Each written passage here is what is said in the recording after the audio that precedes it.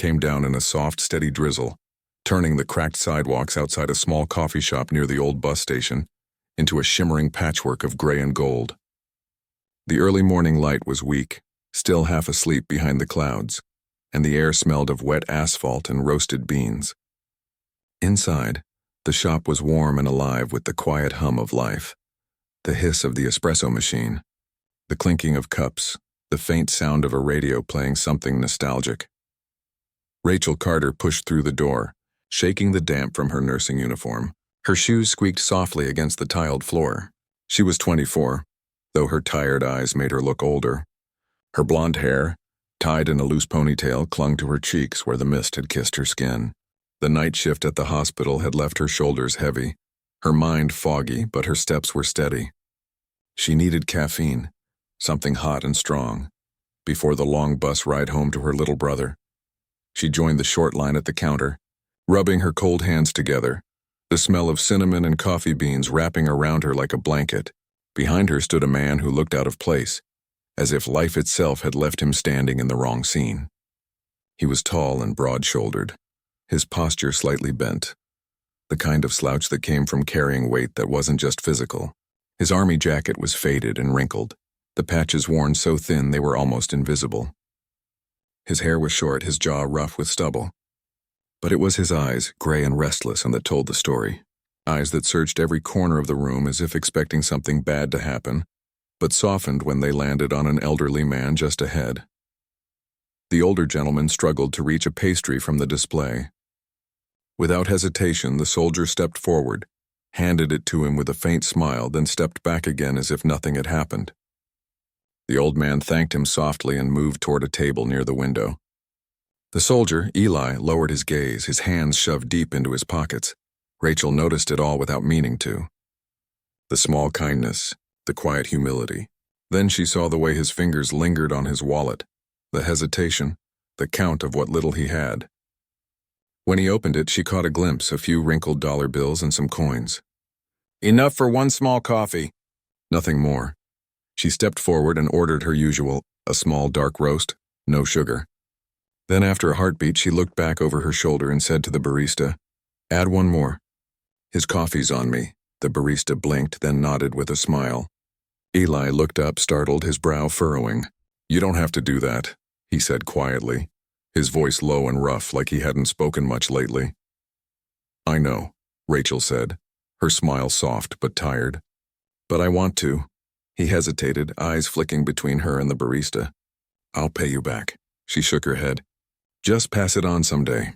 For a moment, they just looked at each other. The world outside faded into the gentle tapping of rain against the window. The coffee machine hissed behind them.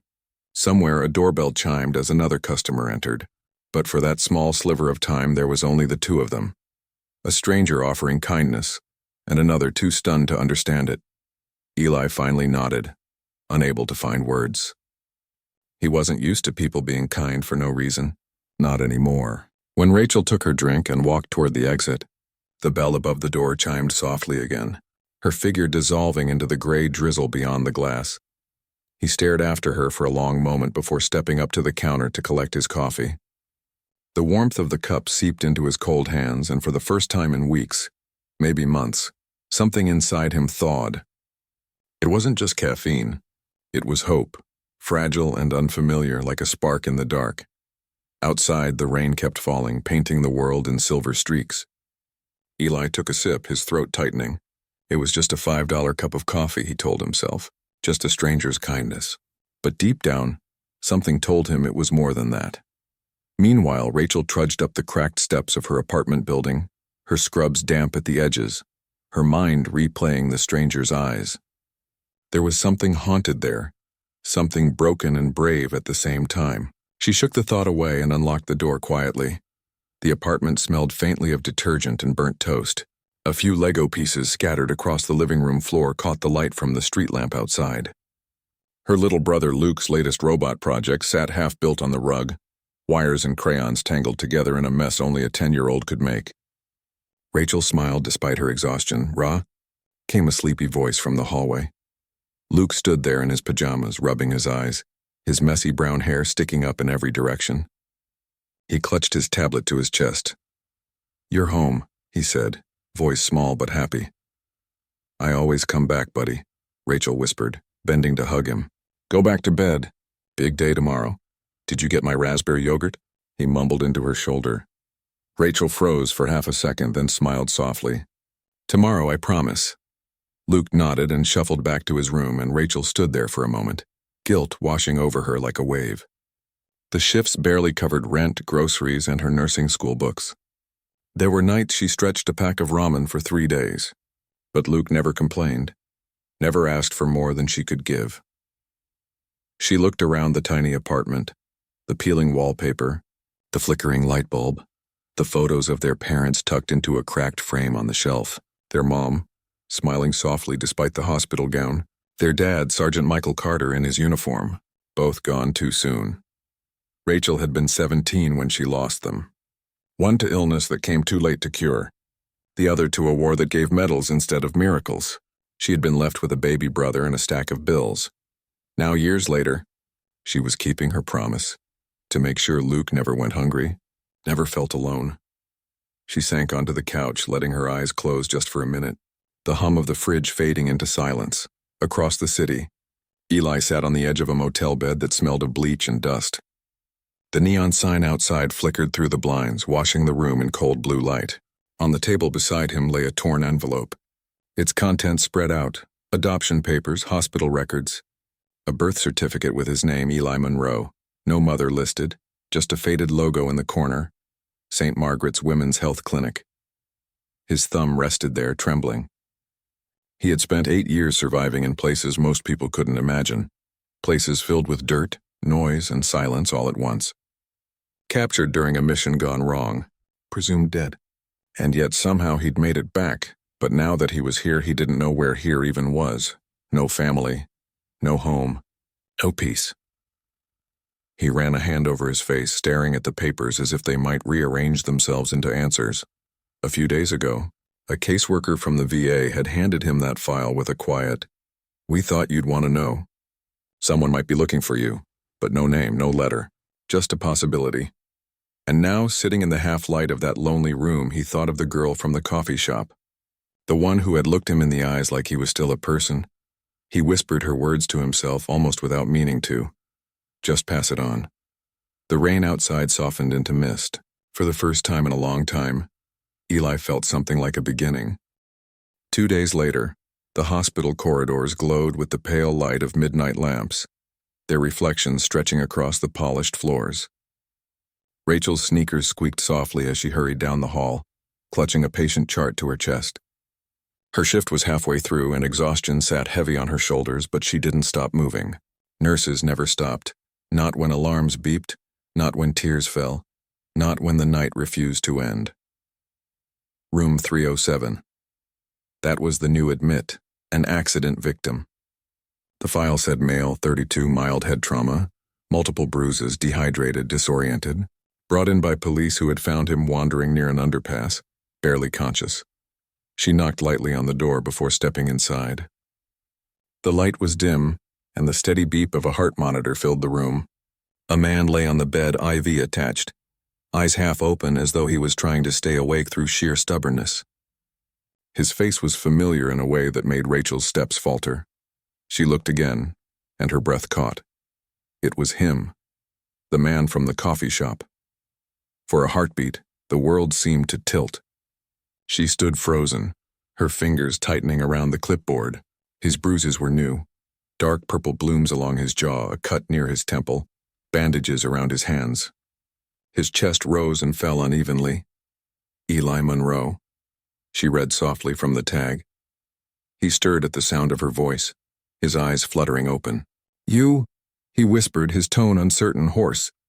Rachel forced herself to smile, though her pulse raced. "Yeah, it's me. Seems like we keep meeting by accident." Eli blinked a few times as though trying to place her. Then the corners of his lips lifted slightly. "You're the coffee angel." Rachel laughed softly. "That's a new one." His eyes searched her face, then drifted to the window. "Guess I owe you more than a coffee now," he murmured. She moved closer, adjusting his IV line. "You don't owe me anything. But maybe you can tell me what happened." He hesitated, gaze distant. Some guys, wrong place, wrong time. They thought I had money. I didn't. He exhaled slowly, pain flickering across his face. It's fine. Just bad luck. Rachel studied him for a moment.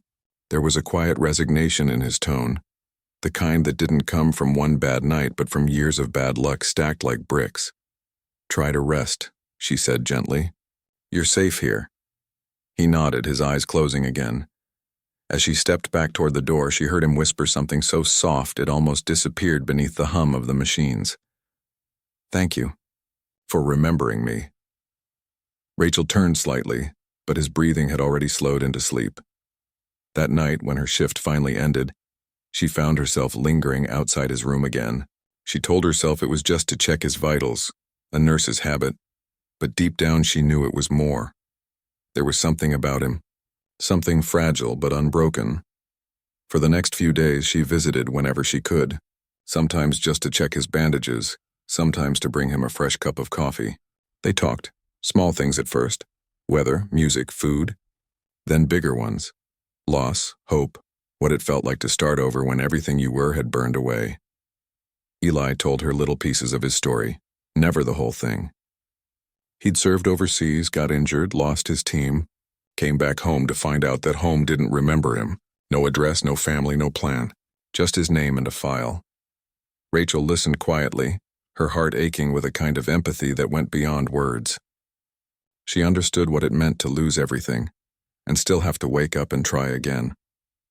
One evening, as she replaced his IV bag, he said softly, "You ever feel like you're meant for something, but the world forgot to tell you what it is?" Rachel looked at him for a long moment. Every single day, she said. Their eyes met, and something unspoken passed between them, a quiet recognition, like two souls who had been walking in different storms but somehow ended up on the same dry shore.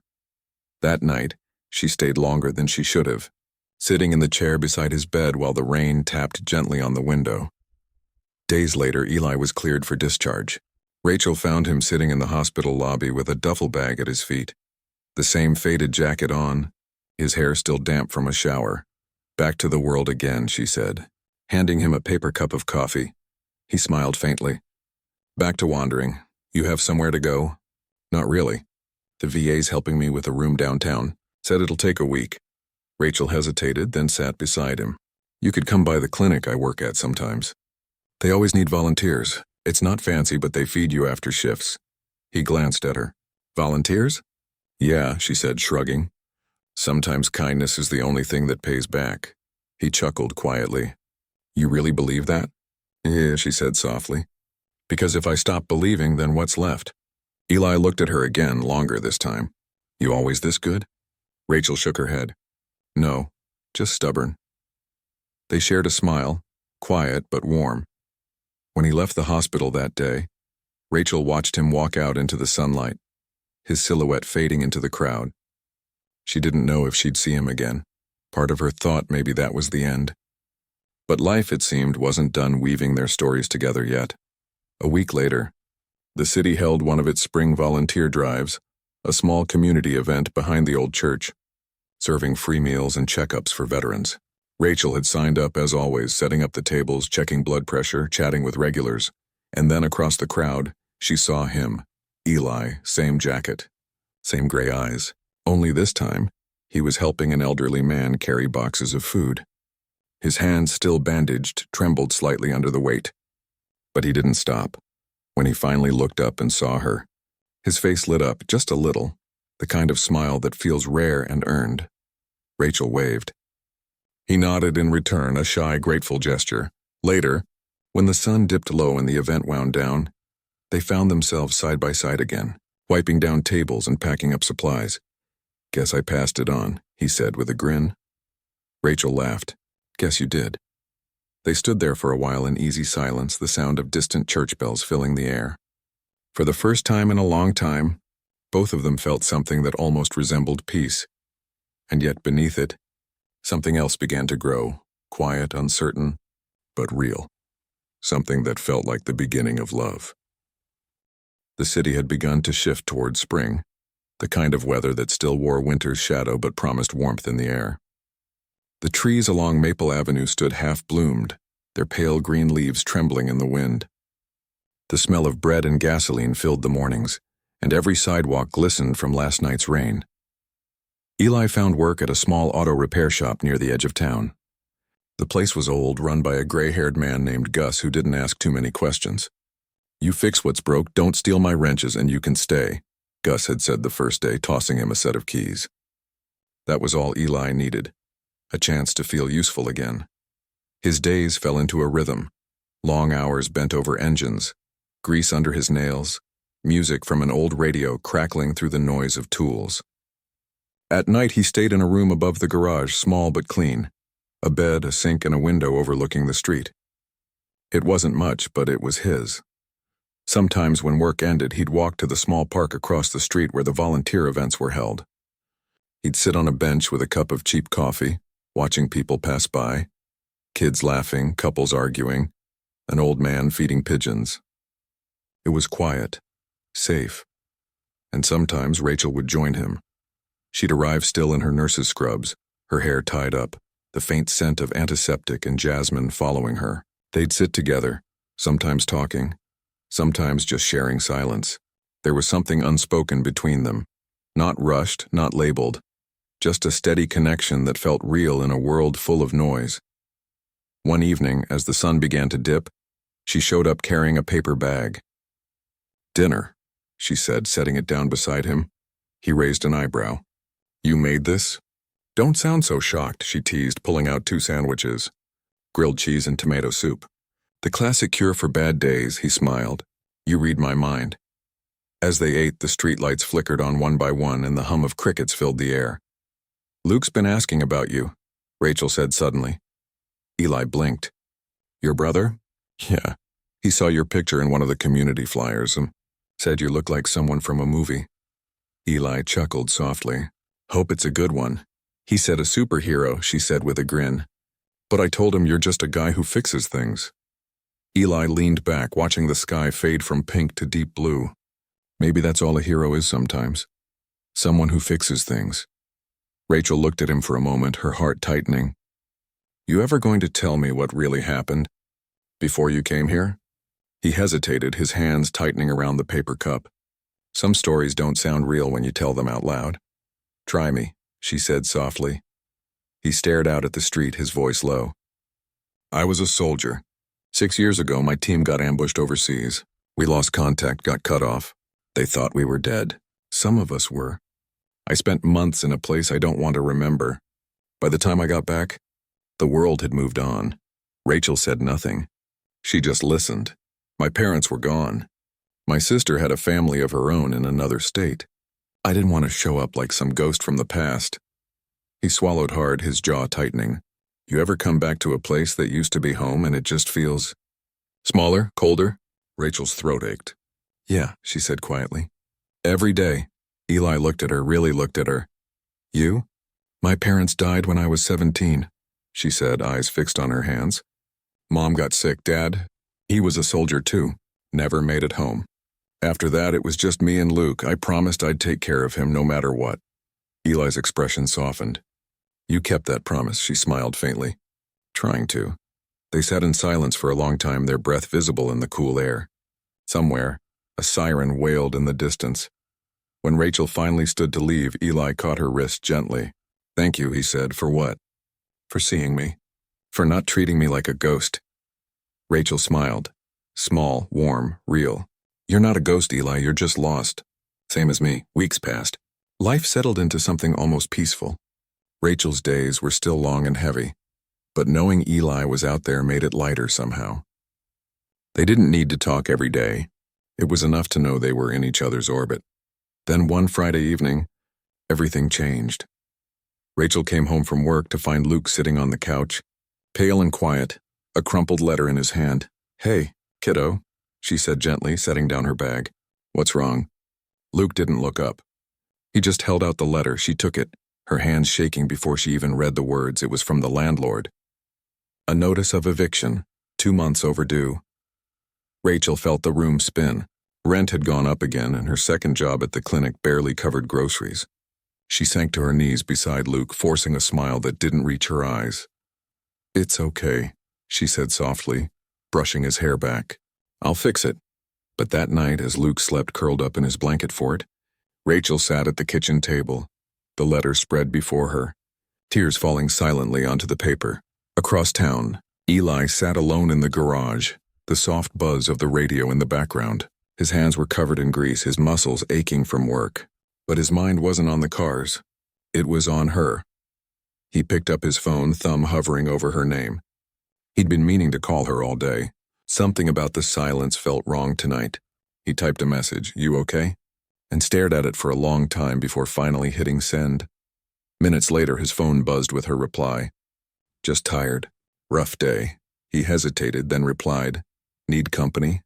A few moments passed before the dots appeared. Maybe. That was all he needed. When he arrived at her apartment, she tried to smile, but her eyes were red from crying. "Long day?" he asked softly. She nodded. "Just life."